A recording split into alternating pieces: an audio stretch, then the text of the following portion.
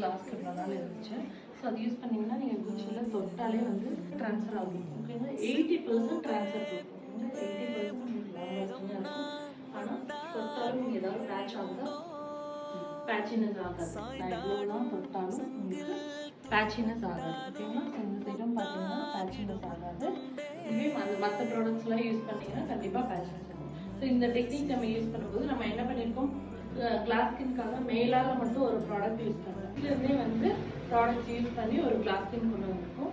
So நம்மளோட டெக்னிக்கில் use பண்ணும்போது இந்த கிளாஸ் ஸ்கின் நல்லா டூபியாகவும் வரும், நல்லா கிளாஸியாகவும் வரும், உங்களுக்கு ஒரு லாங் லாஸ்டிங்காகவும் கொடுக்கும். ஸோ நீங்கள் என்ன தான் டச் பண்ணாலும் உங்களுக்கு ட்ரான்ஸ்ஃபர் ஆகாது, உங்களுக்கு மேக்கப் வந்து மூவ் ஆகாது, பேட்சி ஆகாது, எதுவுமே ஆகாது. எப்போவுமே ட்ரான்ஸ்ஃபர் ப்ரூஃப்னாலே அது மேட் தான். ஓகேங்களா? ஸோ மேட்டாக இருந்தால் மட்டும்தான் உங்களுக்கு நல்லா ட்ரான்ஸ்ஃபர் ப்ரூஃபாக இருக்கும். ஒரு கிளாஸாக நீங்கள் கொடுக்குறீங்க அப்படின்னா, நீங்கள் லிப் கிளாஸ் போடுறீங்கன்னா தொட்டால் அந்த லிப் கிளாஸ் வரதான் செய்யும்.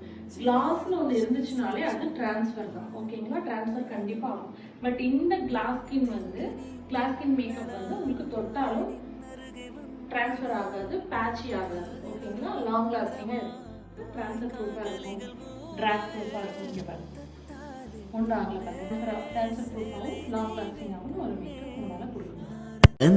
சூரியனும் குன்றில் சாயும் மேகம் வந்து கச்சையாக காமன் பொங்கும் மோக